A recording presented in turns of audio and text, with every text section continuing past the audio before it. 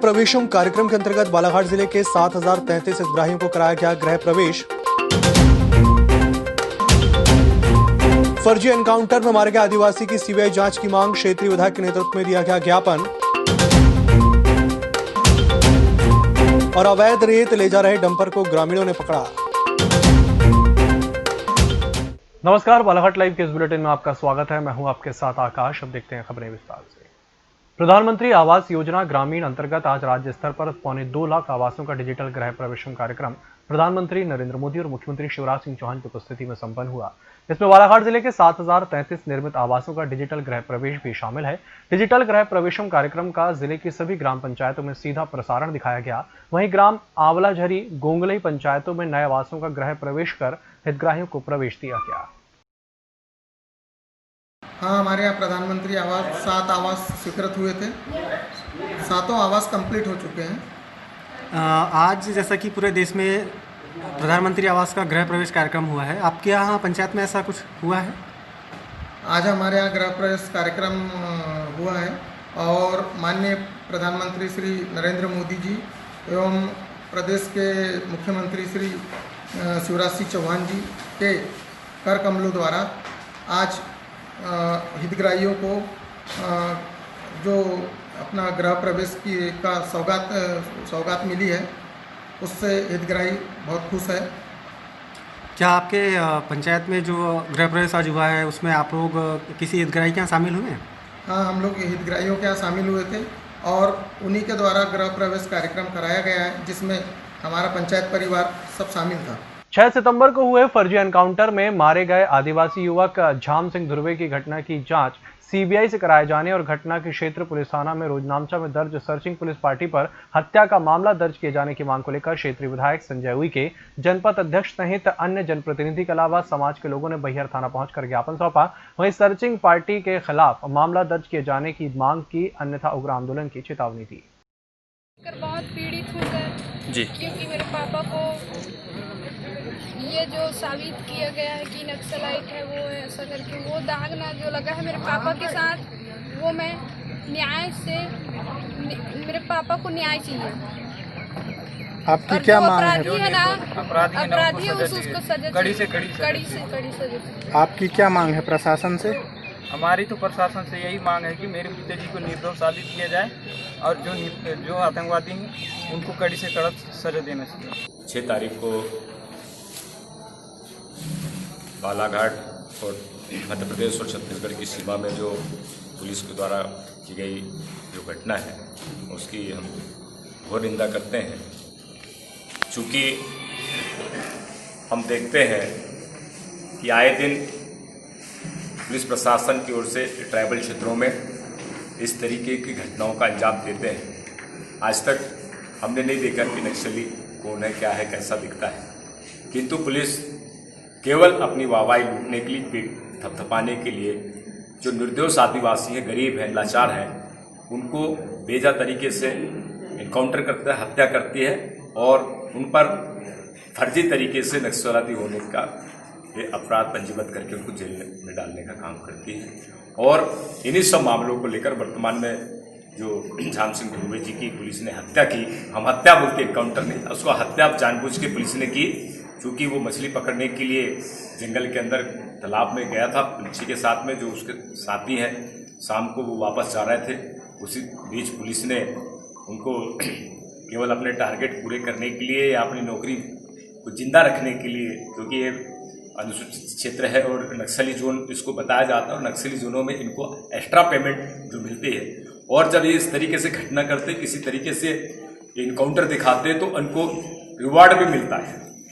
और ये अपने रिवार्ड बनाने के चक्कर में ये गरीब आदिवासियों की हत्या कर रहे हैं। और हम शासन से हम मांग कर रहे हैं, और इसीलिए आज यहाँ पर छत्तीसगढ़ और मध्य प्रदेश के लोग और हम लोग यहाँ पर समाज के, आदिवासी समाज के तमाम संगठन, जितने भी आदिवासी समाज के तरफ संगठन है, इन सारे संगठन के प्रतिनिधि यहाँ बैठकर हमने निर्णय लिया है कि जो पुलिस पार्टी, जो हाक फोर्स के जवान उस दिन सर्चिंग पर गया था, पेट्रोलिंग में गया था, उन पर रोजनामचा के आधार पर उन पर कि आईपीसी की धारा 302 के तहत उन पर अपराध पंजीबद्ध हो, उनको तत्काल सस्पेंड करके जेल में प्रशासन डाले और उसके बाद में जो जितने भी आज तक जो इनकाउंटर हुए हैं आदिवासियों के और जिन पर फर्जी तरीके से नक्सलवादी बनाकर उनको FIR कर उनको जेल के अंदर में आदिवासियों को बंद किया गया है, इन सबके उच्च स्तरीय न्यायिक जांच हो।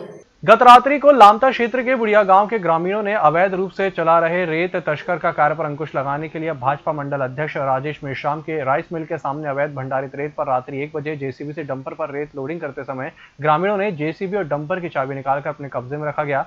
इस दौरान डंपर मालिक द्वारा ग्रामीणों को जान से मारने की धमकी दी गई, जिस पर सभी ग्रामीणों में रोष व्याप्त था, जिन पर वन परिक्षेत्र अधिकारी से अवैध रेत भंडारण और जेसीबी पर राजसात करने की कार्रवाई करते हुए ग्रामीणों के समक्ष स्थल पंचनामा बनाकर तैयार किया गया और परिक्षेत्र अधिकारी से डंपर जेसीबी की जब्ती बनाकर ग्रामीणों से बयान कराया गया। कल रात में हमारे थाना प्रभारी जी को सूचना मिली थी कि बुढ़िया गांव में एक हाईवा और एक डंपर और एक जेसीबी 2 गाड़ियां थी वहां पे जो कि अवैध रेत का परिवहन कर रहे हैं, जिसकी सूचना पर उन्होंने ग्रामीण जो थे उन गाड़ियों को वहाँ खड़ा करा लिया गया था। जिसकी सूचना हमें मिली तो हम संबंधित मौके स्थल पर पहुंचे, तो जहाँ पे प्रथम दृष्टया जो घटना स्थल था वो फॉरेस्ट के अंतर्गत आना पाया गया, इसलिए हमने फॉरेस्ट विभाग को सूचित किया और फॉरेस्ट जो है आया और उनके द्वारा पर्याप्त जब्ती कार्रवाई की गई है और प्रकरण पंजीबद्ध करके उनकी जो भी प्रक्रिया उसमें लिया गया। सर कौन सी धाराएं के अंतर्गत प्रकरण पंजीबद्ध किया गया? चूँकि अभी सिर्फ जब्ती पंचनामा हुआ है, थाने में सुरक्षार्थ करके खड़े किया गया है, जो भी कार्रवाई होगी उसकी एक प्रति थाने में सूचित कर दी जाएगी। डंपर और जेसीबी और रेत किसके जमीन पे पाया गया सर? ये वहाँ पे बताया जा रहा है कि कमले मेश्राम जी है, उनकी राइस मिल के सामने ही पाया गया। अब जो फॉरेस्ट विभाग है वो बताएगा कि किसकी ज़मीन थी या राजस्व विभाग द्वारा कागज प्राप्त कर लिए जाएंगे कि किसकी ज़मीन थी तो और क्लियर हो जाए। रात्रि में मुझे सूचना मिली, सीमांत संभागीय प्रबंधक महोदय का भी फ़ोन आया कि गांव से भी वापस मुझे प्राप्त हुआ कि यहाँ पर एक गांव वालों ने एक डंपर और जेसीबी से रेत भरते हुए पकड़ा है। तत्काल में अपने स्टाफ और कर्मचारियों के साथ में उनको एकजुट करके यहाँ पर आया और अपने वन क्षेत्र का भ्रमण किया कि वहाँ पर कहाँ से रेत क्या है निकल रही है। तो अभी तो कुछ उतना साक्ष्य उसमें मिल नहीं पाए हैं, टायरों के कुछ निशान बस मिले हैं, हो सकता है पानी या जैसे भी है तो अभी कुछ उसका नहीं मिल पाया। यहाँ पर 2 ट्राली रेत डंप मिली है जिसकी जब्ती कार्रवाई कर ली गई है और चूँकि डंपर और डंप एरिया यहाँ पर राजस्व में होने के कारण हम अगर केस अभी नहीं बना रहे हैं, राजस्व विभाग आगे कार्रवाई करेगा। क्योंकि अभी जिस स्थल पर अपन खड़े हैं ये राजस्व भूमि है, इसलिए अभी राजस्व विभाग ही कार्रवाई करेगा इस पर। रेत जो है निकल करके तो वन विभाग से आई है, अभी उसके साक्ष्य पुख्ता नहीं मिल पाए हैं जी। लोग बता रहे हैं कुछ डंप है यहाँ पे रेत फॉरेस्ट एरिया में, इसको हमने अभी जब्ती कार्रवाई कर ली, पंचनामा बना लिए हैं। इसके पहले कोई सूचना मिली आपको इससे संबंधित? इसके पहले अभी सूचना नहीं मिली थी। जब ये कार्य चल रहा होगा? नहीं अभी सूचना नहीं मिली। ग्रामीणों का ये भी कहना है सर कि इसके पहले काफ़ी कुछ डंपरें यहाँ से जा चुके हैं, लगभग 50 डंपर यहाँ से रेत की तस्करी की जा चुकी है। तो ऐसे में वन विभाग से उठ रही थी रेत, तो वन विभाग क्या सो रहा था? नहीं, अभी इतना नाला मैंने भी घूम के देखा हूँ, इतना बड़ा नाला क्षेत्र उत्खनन क्षेत्र नहीं है यहाँ पर कि 50 डंपर रेत यहाँ से निकल पाए। आपको घुमा होगा, आपको क्या नाम है सर? हो सकता है यहाँ से 1-2 दिन से जारी होगी, कुछ दिनों से ही कार्रवाई थी तो गाँव वालों ने इसमें बहुत ही अच्छा भूमिका निभाते हुए शासन की मदद करते हुए कार्य किया है, जबकि इन्होंने करवाई है जी। और शासन का पूर्ण मदद से रूप से इसमें आगे जब्ती कार्रवाई की जाएगी इसमें। केंद्र सरकार ने बालाघाट, मंडला और जबलपुर समेत प्रदेश के 10 जिलों में जानवरों और मुर्गियों को खिलाने वाला चावल मिलने पर नाराजगी दिखाई है। सूत्रों के मुताबिक केंद्र सरकार राज्य को दी जाने वाली 200 करोड़ रुपए की राशि जारी करने पर रोक लगा सकती है। गौरतलब है कि केंद्रीय सरकार के उपभोक्ता के मामले, खाद्य एवं सार्वजनिक वितरण मंत्रालय के पदस्थ उपायुक्त विश्वजीत हालदार ने चावल के 32 नमूनों की जांच में पाए गए चावल की रिपोर्ट खाद्य मंत्रालय को सौंपी है। बताया गया है कि बालाघाट में चावल घोटाले की जांच में EOW की जांच दल ने 22 राइस मिलर्स और 9 अफसरों के खिलाफ मामला दर्ज किए हैं और EOW की टीम ने बालाघाट में 18 और 4 मिलर्स और खाद्य आपूर्ति निगम के अफसरों पर EOW की गाज गिर सकती है। इसी के साथ बुलेटिन वक्त चला छोटे से ब्रेक का, जल्द हाजिर होंगे। नागपुर की सुविधाएं अब छिंदवाड़ा में, शहर के सबसे आधुनिक dental clinic, dedicated implant facility के साथ। Chaturvedi dental clinic, doctor Rahul Chaturvedi, MDS, fix दांत एवं बत्तीसी लगाने के स्पेशलिस्ट। क्लिनिक में उपलब्ध सुविधाएं: दांतों की सड़न का इलाज, लैमिनेट द्वारा दांतों का सौंदर्यीकरण, आड़े टेढ़े दांतों को ठीक करना, स्माइल डिजाइनिंग, फिक्स बत्तीसी, dental implant, cast partial denture, root canal treatment, fix cap एवं ब्रिज, निकल लेन लगाने वाली बत्तीसी। समय सुबह 11 बजे से रात्रि 9 बजे तक, सोमवार से रविवार। स्थान पोला ग्राउंड, पांडे नर्सिंग होम के सामने, छिंदवाड़ा। मोबाइल नंबर 9755496232 और 8839315742।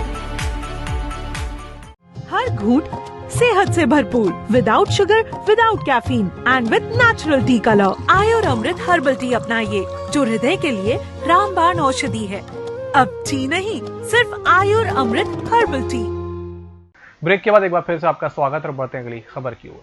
कोतवाली थाना क्षेत्र की बस स्टैंड स्थित शराब दुकान के सामने दो युवकों ने एक युवक से लूट कर फरार हो गए। इस मामले में पीड़ित युवक की शिकायत पर पुलिस ने आरोपियों के खिलाफ अपराध दर्ज कर तलाश शुरू कर दी। तलाश के दौरान लूट के दोनों आरोपियों को पुलिस ने गिरफ्तार कर लिया है। बताया गया है कि पीड़ित से रात करीब 10:30 बजे अंग्रेजी शराब की दुकान के सामने अजवान अली और कोडी ठंडाई ने शराब पीने के लिए रुपए मांगे और देने से मना करने पर उन्होंने गाली गलौज कर मारपीट की और जेब से 1500 रुपए नगद और एक मोबाइल छीनकर वहां से फरार हो गए। शहर में विगत माह से बेलगाम बाइकर्स गैंग पर सवार होकर युवकों का आतंक मचा हुआ है। इसी क्रम में शुक्रवार को यही बेलगाम बाइकर्स के द्वारा गोंदिया रोड पर पैदल चलने वाले युवक को टक्कर मार दी गई, जिससे उसकी मौत हो गई। इसी क्रम में पुलिस को ऐसे बाइकर्स पर रोक लगाने के लिए कड़ी कार्रवाई की मांग को लेकर पुलिस अधीक्षक को ज्ञापन सौंपा गया। चलते व्यक्ति को टक्कर मार दी थी, जिससे उसको रात्रि में उसकी मृत्यु हो गई थी। टक्कर मारने वाला जो व्यक्ति था नीलेश पटले सरीखा का है, करीब 22 वर्ष उम्र इसकी। ये अपनी पल्सर गाड़ी से उसको टक्कर मारी है, जो कि खुद भी घायल हुआ है। उसको भी चोट लगी है, वो भी अस्पताल में अभी उपचाररत है। गाड़ी इसकी अभी रक्षा में ले रखी है और उसकी मर्ग डायरी जो मृतक है इंद्र प्रकाश पिता जीवननाथ ढकाल, जो कि नेपाल के हैं, यहाँ पर वार्ड नंबर 19 में निवास करते हैं। उनकी मृत्यु हो गई है और उनके PM करा के 100 परिजनों को दे दिया है।